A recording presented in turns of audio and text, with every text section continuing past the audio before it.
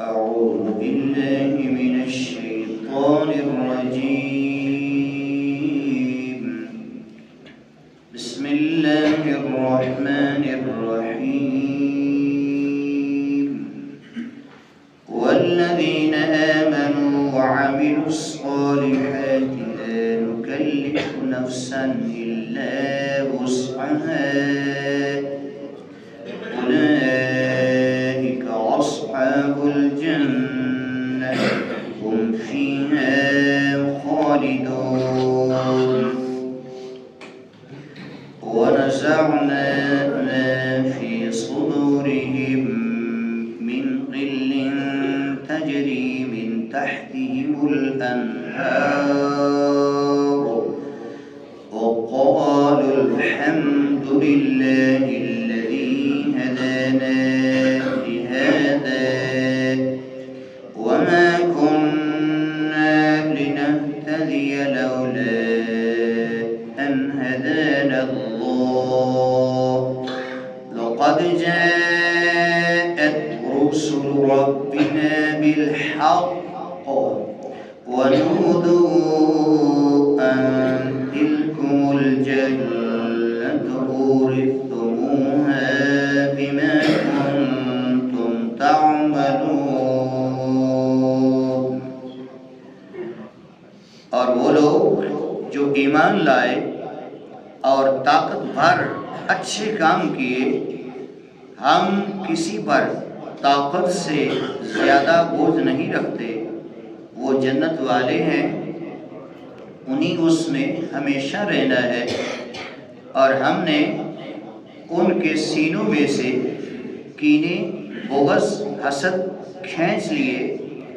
ان کے نیچے نہریں بہیں گی اور کہیں گے سب خوبیاں اور تعریفیں اللہ کے لیے جس نے ہمیں اس کی راہ دکھائی، اور ہم راہ نہ پاتے اگر اللہ ہمیں راہ نہ دکھاتا.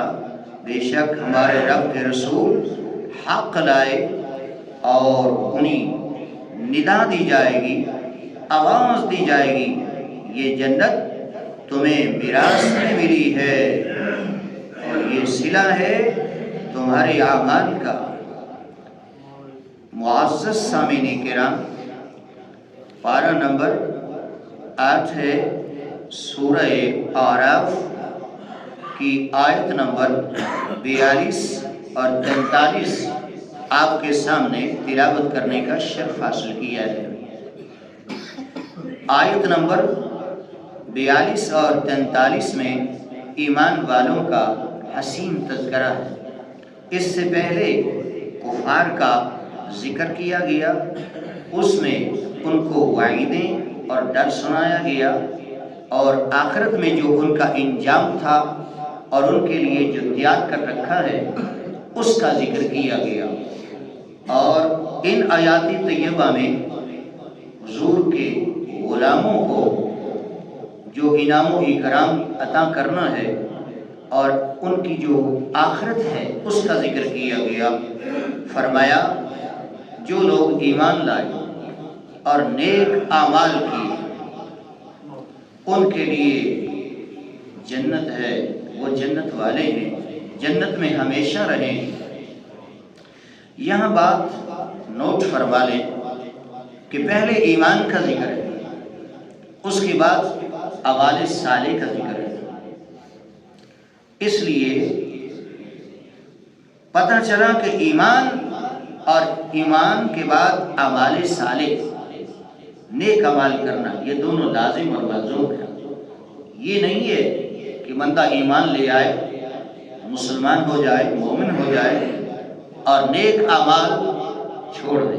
نہیں، مومن جو ہے وہ ہوگا جو نیک اعمال کرے، اور جو بندہ نیک اعمال کرے گا ایمان لانے کے بعد اس کے لیے جنت ہے اور وہی جنت والے ہیں، جنت میں ہمیشہ رہے گی.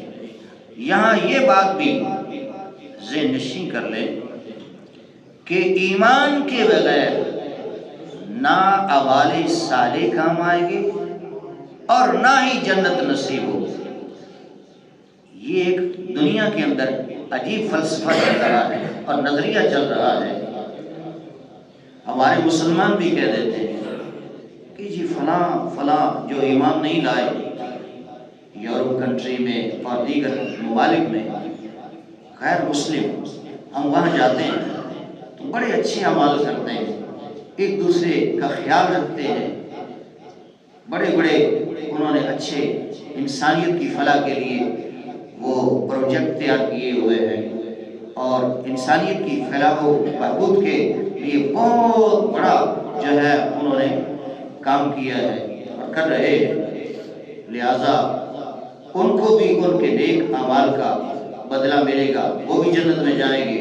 نہیں، یہ بات ذہن نشین کر لیں، جو غیر مسلم نیک اعمال کرتا ہے اس کا بدلہ دنیا میں اس کو دے دیا جاتا ہے، اور جو مومن بندہ نیک عمل کرتا ہے اس کا بدلہ اس کو آخرت میں ضرور ملے گا۔ وہ کس رنگ میں ملے گا، کس صورت میں ملے گا، وہ جنت نصیب ہوگی اور جنت کی اس کو نعمتیں ملیں گی۔ اللہ اکبر۔ اور ایمان کے بغیر بندہ جتنے بھی نیک عمل کر لے، پہاڑ نیک عمل کر لے، اس کو بدلہ وہاں آخرت میں ان کا نہیں ملے گا۔ میں ایک مثال دیتا ہوں، میرے آقا کریم صلی اللہ علیہ وآلہ وسلم کا زمانہ ہے، جہاد پہ صحابہ گئے اور حضور صلی اللہ علیہ وسلم بھی جلوہ فرمائے۔ ایک شخص مدینہ شریف کا وہ کہیں گیا ہوا تھا، جب مدینہ شریف میں آیا، اپنے گھر میں داخل ہوا تو اس نے اپنی عورتوں سے پوچھا، دو اس کی بیویاں تھیں، کہا کہ مدینہ کے نوجوان کہاں گئے؟ تو اس کی عورتوں نے بتایا کہ وہ حضور صلی اللہ علیہ وآلہ وسلم کے ساتھ جہاد پہ گئے۔ اس نے بھی ہتھیار اٹھائے اور حضور صلی اللہ علیہ وسلم کی بارگاہ میں حاضر ہوئے۔ عرض کیا، یا رسول اللہ صلی اللہ علیہ وآلہ وسلم، میں بھی جہاد کرنا چاہتا ہوں، مجھے بھی اجازت دی۔ میرے آقا کریم صلی اللہ علیہ وآلہ وسلم نے فرمایا، تیرا لڑنا تجھے فائدہ نہیں دے گا، جہاد کرنا تجھے فائدہ نہیں دے گا۔ حالانکہ وہ جہاد کا جذبہ لے کر آیا ہے، اسلحہ لے کر آیا ہے، تلوار ہاتھ میں ہے، لیکن حضور فرما رہے ہیں تیرا لڑنا تجھے فائدہ نہیں دے گا۔ آقا کیسے مجھے فائدہ ہوگا؟ فرمایا تو ابھی مسلمان نہیں ہوا، کلمہ نہیں پڑھا، کلمہ پڑھے گا، مسلمان ہوگا، پھر میدان جہاد میں جائے گا، پھر تجھے فائدہ نصیب ہوگا۔ میدان جہاد میں لڑنا نیک عمل ہے، بڑا اچھا عمل ہے، لیکن حضور فرما رہے ہیں جب تک کلمہ نہیں پڑھے گا تجھے فائدہ نہیں دے گا۔ پھر اس نے پہلے کلمہ پڑھا، مومن ہوا، اسلام لایا، پھر حضور نے اسے اجازت دی، فرمایا اب تم میدان جہاد میں جاؤ، تمہارا جانا، تمہارا لڑنا، تمہارا وہاں پھرنا، مقابلہ کرنا تمہیں فائدہ دے گا۔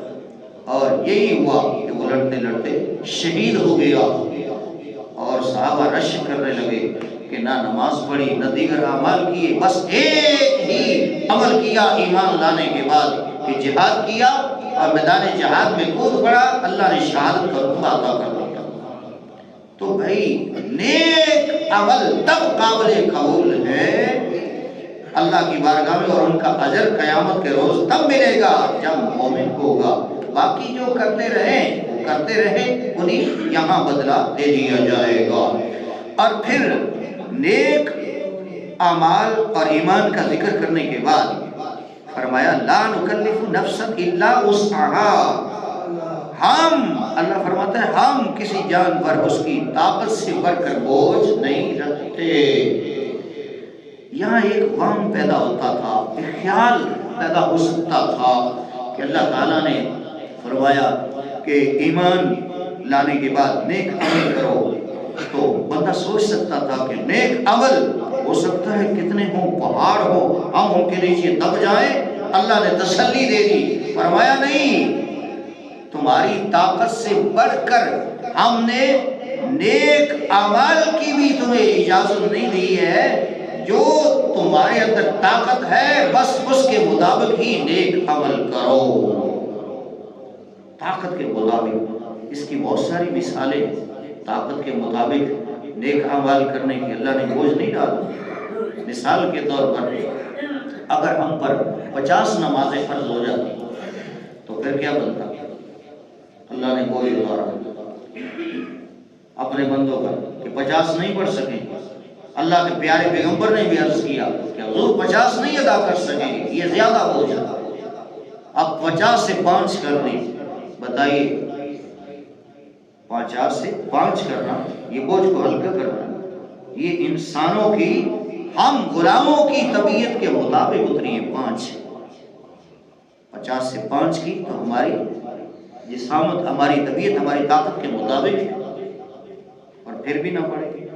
اسی طرح عورت کی جب ایام مخصوصہ ہوتے ہیں، خاص پیریڈ، خاص دن ہوتے ہیں، اگر 10 دن بھی وہ پیریڈ ہوں، 10 دن میں 50 نمازیں وہ نہیں پڑھتی، اجازت نہیں ہے، تو 50 نمازیں اگر اسے حالت پاکی میں جب پاک ہو جائے ادا کرنی پڑے، اور جو وقتی نمازیں ہیں وہ بھی ادا کرنی پڑے، تو بتاؤ کتنی نمازیں ہو جائیں گی؟ 50 سے بڑھ جائیں گی۔ لیکن اللہ تعالیٰ نے بوجھ نہیں ڈالا، شریعت محمدی میں عورت پر بوجھ نہیں ڈالا کہ اس کی 50 نمازیں 10 روز میں بالفرض وہ پیریڈ رہے اور 50 نمازیں اس کی گئی تو 50 نمازیں ہی اس کو معاف ہے۔ شریعت محمدی تو بڑی پیاری شریعت ہے، اللہ اکبر، اور اللہ تو کسی جان پر اس کی طاقت سے بڑھ کر کوئی ڈالتا ہی نہیں۔ تو تسلی دے دی کہ پریشان نہیں ہونا، ہم نے جتنے بھی نیک اعمال فرائض کا ادا کرنا اور دیگر حقوق و رواج، حقوق اللہ رکھے ہیں، وہ ایسے ہی ہے کہ تم آسانی کے ساتھ اس کو اٹھا سکو گے، ادا کر سکو گے۔ اور جو بندہ یہ عمل کرے گا ایمان لانے کے بعد وہی جنتی ہیں اور جنت میں ہمیشہ رہیں گے۔ اور اگلی آیت میں اللہ تعالیٰ نے بڑی پیاری بات فرمائی کہ جو جنتی ہیں نا، ہم جنت میں ان کو بھیجیں گے ان کے سینہ میں غل عربی میں کینے اور بغض اور حسد کو کہا جاتا ہے کہ ہم ان کے سینوں سے کینے نکال لیں، بغض نکال لیں۔ دنیا میں تو ایک دوسرے کے بارے میں کینہ بغض ویسے تو مذمت ہے بڑی اس کی، دنیا میں بھی نہیں کرنا چاہیے، اور ایمان والوں کا شیوا یہی ہے، طریقہ یہی ہے کہ وہ حسد کینہ ایک دوسرے کے بارے میں نہیں رکھتے۔ یہ جنتیوں کا شیوا ہے۔ فرمایا جب جنتی جنت میں جائیں گے ان کے سینے میں کینہ نہیں ہوگا، حسد نہیں ہوگا، بغض نہیں ہوگا، اس کو ہم نکال لیں گے۔ اور فرمایا وہ جنت ایسی ہے تجری من تحتہ الانہار، کہ وہاں نہریں رواں رواں ہیں، اور جب جنتی جنت میں جائیں گے جنت کی بہاریں دیکھیں گے، اللہ فرماتا ہے وہ بول اٹھیں گے الحمدللہ الذی ہدانا لہذا، تمام تعریفیں اللہ تعالیٰ کے لیے ہے، اس اللہ تعالیٰ اور اس ذات کے لیے ہے جس نے ہمیں یہ راہ دکھائی، ہمیں یہاں تک لے کر آیا۔ تو اس سے یہ بھی پتہ چلا کہ جب اللہ کا انعام ہو، مہربانی ہو، تو اس وقت شکرانے کے طور پر الحمدللہ پڑھنا یہ جنتیوں کا طریقہ ہے، ان کی سنت ہے۔ دنیا کے اندر بھی کوئی نعمت ملے، اللہ کا انعام ہو، تو کیا پڑھنا ہے؟ الحمدللہ۔ حضور صلی اللہ علیہ وآلہ وسلم نے فرمایا بندہ کھانا کھائے اس کے بعد پڑھے الحمدللہ، پانی پیے تو پڑھے الحمدللہ، اس کے بہت سارے فائدے ہیں، اللہ تعالیٰ اس پر راضی ہو جاتا ہے، خوش ہو جاتا ہے۔ اور پھر کہیں گے کہ اگر اللہ ہمیں راہ نہ دکھاتا اور ہمیں ہدایت نہ دیتا تو ہم یہاں تک نہ پہنچتے، یہ اللہ کی مہربانی ہے۔ اس سے یہ بھی پتہ چلا کہ جنت نصیب ہوگی تو اللہ کی مہربانی سے ہوگی، اس کے فضل و کرم سے ہوگی۔ میرے آقا کریم صلی اللہ علیہ وسلم کی حدیث مبارکہ ہے، سرکار فرما رہے ہیں کہ جنت میں جتنے بھی لوگ جائیں گے اللہ کی مہربانی سے جائیں گے، اللہ کی رحمت سے جائیں گے۔ مومنوں کی ماں نے پوچھا، حضرت عائشہ صدیقہ طیبہ رضی اللہ تعالی عنہا نے عرض کی آقا آپ بھی اللہ کے فضل و کرم اس مہربانی سے جنت میں جائیں گے؟ حضور نے فرمایا ہاں، میں رحمت للعالمین ہونے کے باوجود بھی اللہ کی رحمت سے جنت میں جاؤں گا، یہ اللہ کی مہربانی ہے۔ وہ چاہے تو سارے اعمال رد کر دے اللہ اکبر۔ تو یہ اللہ کی مہربانی ہے کہ وہ اگر نیک اعمال بھی قبول کر کے ہمیں جنت عطا فرمائے گا، جنت کی نعمتیں دے گا، یہ اللہ کی مہربانی ہے۔ اللہ اکبر۔ ہر اللہ کے فضل و کرم سے بندہ جو بھی جنت میں جائے گا وہ اللہ کے فضل و کرم سے ہی جائے گا۔ اور فرمایا، آگے فرمایا کہ وہ جو جنتی ہوں گے نا وہ کہیں گے ہمارے پاس جتنے بھی مولا رسول آئے وہ سارے کے سارے حق لے کر آئے، حق لے کر آئے۔ وہ وہاں مانیں گے کہ رسول ہمارے پاس حق لے کر آئے۔ اللہ اکبر۔ اور پھر جنت سے ان کو ندا دی جائے گی، آواز آئے گی۔ کیا آواز آئے گی؟ آواز آئے گی تلکم الجنہ اورثتموہا بما کنتم تعملون، یہ جو جنت ہے تمہیں میراث میں وراثت میں ملی ہے، اور یہ جو جنت تمہیں میراث میں اور وراثت میں ملی ہے یہ تمہارے نیک اعمال کا صلہ اور بدلہ ہے۔ تو اس سے پتہ چلا کہ جنت کا وارث اور کوئی نہیں ہے، صرف حضور کے غلام جنت کے وارث ہیں۔ اور نکال دیں اپنے ذہنوں سے جنہوں نے سمجھ رکھا ہے مختلف طبقات میں انسانوں میں سے مختلف قوموں نے سمجھ رکھا ہے کہ جنت ہماری ہے، ہم جنت جائیں گے، ہم جنت جائیں گے۔ نہ نہ، اللہ تعالیٰ نے کلیئر کر دیا جنت کے وارث اور جنت جو میراث ہے یہ حضور کے غلاموں اور مسلمانوں کی ایمان والوں کی ہے۔ ہاں کلیئر یہ بات ہے۔ اللہ تعالیٰ ہمیں جنت نصیب فرمائے، دوزخ سے بچائے، اور اللہ تعالیٰ ہمیں ایسے کام کرنے کی توفیق عطا فرمائے اپنی مہربانی سے جو ہمیں جنت کی طرف لے جائے، اور ایسے کاموں سے ہمیشہ پناہ مانگے بچیں جو جہنم کی طرف لے جاتے ہیں۔ حضور صلی اللہ علیہ وسلم نے تو بار بار کہا کہ کھجور کا ایک ٹکڑا دے کر بھی جہنم کی آگ سے بچ سکتے ہو تو بچو۔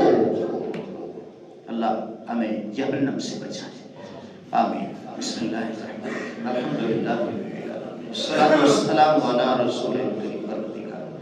ہماری حاضری قبول فرمائے کہ اللہ ہمیں پکا سچا مومن بنا، نیک اعمال کا مولا ہمیں خوگر بنا، عادی بنا، ہماری اولادوں کو بھی نیکوکار بنا، اور یا اللہ آنے والی گھڑیاں لمحات مقصد لیل و نہار بہتر بنا، دونوں جہانوں کی بلائیاں عطا فرما، ایمان کی سلامتی عطا فرما۔